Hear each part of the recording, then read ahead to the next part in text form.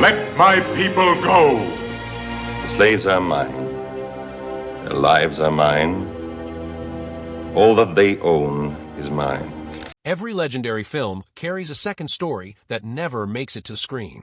Behind The Parted Sea, The Golden Idol, and The Burning Bush, there was chaos, gambles, near disasters, and a director who refused to let anything, including his own failing heart, stop him. The Ten Commandments wasn't just a movie. It was closer to a military campaign run by a 75-year-old general who wanted to build something audiences would still be watching a century later. Here are 15 details from behind the camera that are almost stranger than anything Cecil B. DeMille put in front of it. Before and Baxter ever put on a single piece of royal jewelry, Cecil B. DeMille had someone else entirely in mind for Queen Nefertiti. He had become quietly obsessed with the idea of Audrey Hepburn in the role, convinced that her almost otherworldly elegance could give the scheming Egyptian queen a kind of magnetism no one else could match. Associates later said he kept production stills and portraits of Hepburn pinned up while he worked, imagining her wrapped in gold and lapis instead of the gowns she wore in her European films. The problem was timing, not talent. Hepburn had just married actor Mel Ferrer and was living abroad, tied down by film commitments on the other side of the Atlantic. A production of this size needed a star who could disappear into the Egyptian desert and a soundstage in Hollywood for the better part of a year, and Hepburn's schedule simply didn't allow it. There was also a quieter concern circulating among DeMille's staff that her refined, almost fragile screen persona might clash with the ruthless, calculating woman Nefertiti was written to be. When the door closed on that dream casting, and Baxter walked through it with total commitment, she threw herself into research on ancient Egyptian royalty, worked for months alongside costume legend Edith Head to get every fold of fabric and every piece of headwear historically convincing, and reportedly pushed DeMille to let her alter her look even further to seem more authentically Egyptian, an idea he ultimately turned down. The queen who ended up on screen wasn't a backup plan. She was an actress who refused to let a missed opportunity become a mediocre performance. The Parting of the Red Sea remains one of the most convincing special effects ever committed to film, and it was built without a single computer. Special effects supervisor John P. Fulton and his team spent close to half a year assembling the shot from roughly 30 different visual layers, matte paintings, miniature set pieces, tank photography, and footage shot on location, all combined frame by frame using purely optical techniques. The most ingenious trick in the sequence involved simply running the camera backward. Crews filmed massive volumes of water crashing down a ramp and then reversed the film, so what audiences saw as water rising into towering walls was actually water falling, played in reverse. Other shots were flipped upside down entirely, turning a straightforward pour into something that looked like the laws of physics had been suspended. None of it involved trickery beyond patience, physics, and a crew willing to fail dozens of times before getting one usable take. The final bill for those few minutes of footage came to roughly $1 million, an almost unthinkable sum for a single sequence in 1956. It earned the film the Academy Award for Best Special Effects, and even now, in an era of digital oceans, filmmakers and effects artists still study exactly how Fulton's team pulled it off without a single pixel. Charlton Heston wasn't the obvious first choice for Moses simply because of his acting range. What reportedly caught Cecil B. DeMille's attention was Heston's bone structure, specifically how closely his profile resembled Michelangelo's marble statue of Moses in Rome. According to accounts from a production, DeMille became so fixated on the resemblance that he took a publicity photograph of Heston and sketched a beard onto it by hand, just to see how close the illusion could get once the actor was in full costume. The rough pencil test apparently sealed the decision. With the beard added, Heston's jaw and brow lined up with the sculpture's severe, commanding expression in a way DeMille felt no screen test alone could prove. It wasn't just about looking the part. DeMille wanted Moses to feel like he had stepped directly out of an artwork audiences already associated with religious authority. The payoff went beyond one movie. Heston's performance became so definitive that audiences for decades struggled to picture anyone else in the role. In an odd twist of fate, Heston later played Michelangelo himself in the agony and the ecstasy, portraying the very artist whose statue had, years earlier, helped land him the part of Moses in the first place. While filming preparations were underway, DeMille learned that Charlton Heston's wife, Lydia, was pregnant.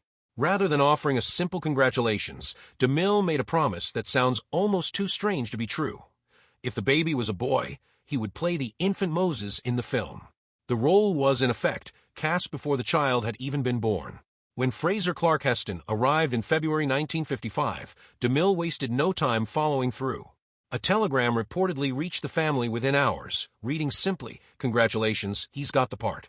A newborn baby had officially been given a role in one of the biggest productions in Hollywood history before he'd spent a single day outside a hospital.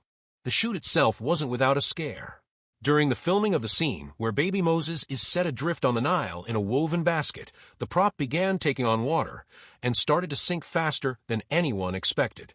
A child welfare officer on set, the only person legally permitted to remove the infant, moved to intervene, but Heston, fully in character, reached out and said, "Give me that child."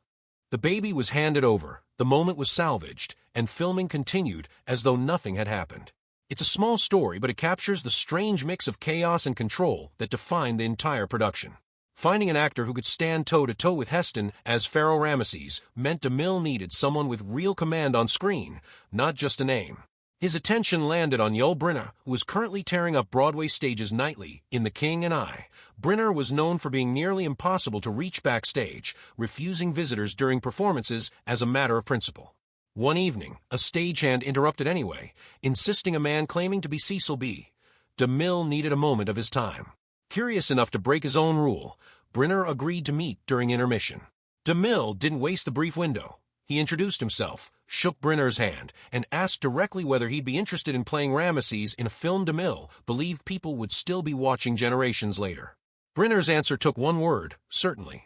There was no contract signed backstage, no negotiation over salary, just a handshake agreement built on mutual respect. Brynner returned to finish the show as if nothing unusual had occurred, but within months he'd traded the royal robes of Siam for the crown of ancient Egypt. The rivalry between his Ramesses and Heston's Moses became one of the most quietly electric on-screen dynamics of the decade. DeMille refused to fake ancient Egypt on a studio backlit. He insisted on shooting large portions of the film on location in Egypt and the Sinai Peninsula, transporting thousands of crew members, actors, costumes, and equipment across continents for a scale of production that had rarely, if ever, been attempted. The Exodus sequence alone required somewhere around 25,000 extras and close to 15,000 animals, including camels, oxen, and horses. Coordinating a crowd of that size demanded something closer to military logistics than filmmaking. DeMille directed much of it from a crane high above the set, using a megaphone and shortwave radios to relay instructions to assistant directors scattered across the desert, choreographing thousands of people into a single believable wave of movement. The desert fought back the entire time. Fine sand worked its way into everything, especially the delicate VistaVision cameras responsible for the film's widescreen photography. Crews had to strip and clean the equipment every single night just to keep it functional, and because no local lab could process the specialized film stock, footage had to be shipped out for development, adding weeks of uncertainty to an already massive undertaking.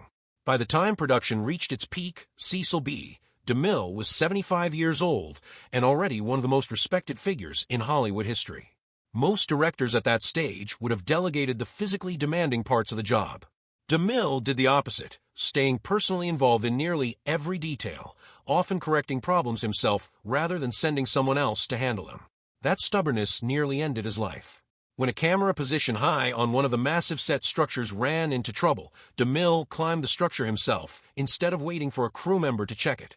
The physical strain, combined with the desert heat, triggered a serious heart attack at the top of the scaffolding, throwing the entire production into a panic and putting the future of the film in real doubt.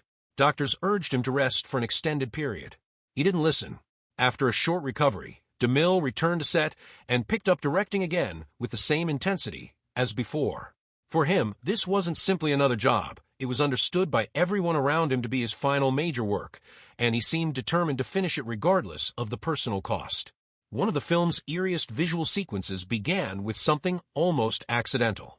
According to accounts from the production, one of DeMille's secretaries noticed an unusual cloud formation one evening, long, trailing wisps that seemed to hang in the air with an unsettling, almost deliberate shape. She sketched it quickly before it dissolved, not thinking much of the drawing beyond capturing a strange moment.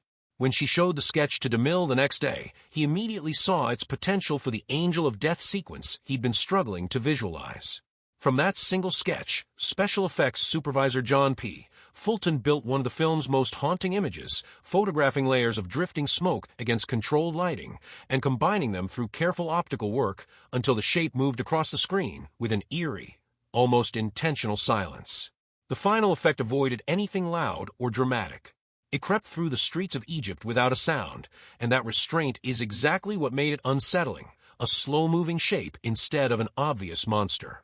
It's a strange footnote that one of the film's most memorable visuals started with an assistant simply glancing at the sky. On screen, Moses and Ramesses read as evenly matched rivals, but off-camera, there was a considerable physical mismatch. Charlton Heston stood well over 6 feet tall, while Yul Brynner was closer to 5'8". In a story built around two dominant leaders facing off, that gap threatened to undercut the visual tension the whole rivalry depended on. The production solved it with old-fashioned set tricks rather than camera gimmicks.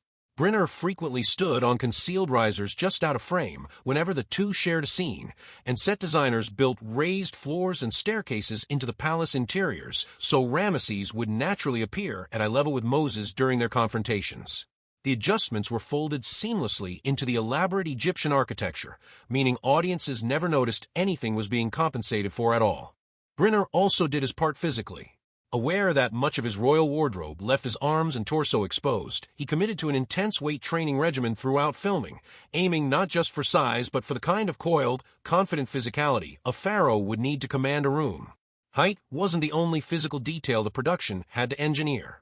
DeMille wanted even the smallest visual details to feel historically convincing, right down to eye color. Since ancient Egyptians were generally depicted with darker eyes, several of the film's lead actors were fitted with tinted brown contact lenses to alter their natural eye color for the cameras. It sounded like a minor adjustment on paper. In practice, it became a daily ordeal. The lenses used in the mid-1950s bore little resemblance to modern contacts. They were thick, rigid, and often painfully uncomfortable after only short stretches under hot studio lighting. Actors including in Baxter, John Derrick, Deborah Paget, and Nina Foch reportedly dealt with irritation, blurred vision, and constant readjustment throughout the shoot, quietly enduring the discomfort so the film's visual details would hold up under close inspection. One actress eventually won her way out of the requirement entirely. Yvonne DiCarlo, who played Sephora, struggled so consistently with lenses slipping and popping out mid-take that repeated retakes became a serious drain on production time. DeMille eventually gave up on the idea, for her specifically, and allowed her natural green eyes to appear on screen instead, a small concession in an otherwise unforgiving production. Every larger-than-life hero story needs a villain with real menace, and in this film, that job belonged to Baka, the cold and calculating master builder who oversees the enslaved Hebrew workers. The role demanded charm layered over cruelty, not a cartoonish tyrant. Basil Rathbone, already famous for his portrayal of Sherlock Holmes, reportedly reached out directly to DeMille expressing interest in playing Baka, recognizing that a production of this scale was a rare opportunity even for an actor of his standing. It would have been a notable casting coup, given Rathbone's reputation for precision and control in his performances. DeMille chose Vincent Price instead. Where Rathbone might have brought cold precision to the role, Price brought something slipperier, a kind of theatrical relish in Baka's cruelty, all delivered with unsettling elegance rather than open menace. His version of the character didn't need to raise his voice to feel dangerous, and that choice ended up defining exactly the tone DeMille wanted for the character. Cecil B. DeMille ran his sets with a level of discipline that bordered on legendary. Interrupting him mid-instruction, especially in front of thousands of extras, was not something anyone did casually. During the filming of the elaborate Golden Calf sequence, with an enormous crowd of extras packed onto the set, DeMille was in the middle of laying out precise instructions for the next segment of the scene. He noticed two young female extras whispering to each other while he spoke, and he stopped mid-sentence. The entire set went silent as he turned his attention directly to them, demanding to know what could possibly be important enough to discuss while he was giving direction. For a moment, everyone braced for the two women to be removed from the production entirely. Instead, one of them answered honestly. She'd simply been asking her friend when the bald-headed old fellow planned to call lunch. There was a beat of stunned silence across the massive set before DeMille raised his megaphone and, without a trace of anger, simply announced, "Lunch." The entire cast and crew erupted, and even DeMille reportedly couldn't hold back a laugh at his own expense. Not every meaningful story from this production involved massive crowds or elaborate effects. One of the quietest and most personal came from the casting of veteran actor H.B. Warner, whose career stretched back to the silent film era and who had famously portrayed Jesus in DeMille's earlier film, The King of Kings. By the time this production began, Warner was in his 80s and in noticeably poor health. Rather than passing him over, DeMille wrote a small role specifically for him, Amminadab, an elderly Hebrew too frail to join the mass departure from Egypt. The part fit Warner's real physical condition almost exactly, allowing him to appear in one final major film without demanding more than he had left to give. It was a deliberate gesture from one legendary filmmaker acknowledging another whose work had helped shape the earliest years of the industry. Because Warner could no longer travel on his own, DeMille arranged for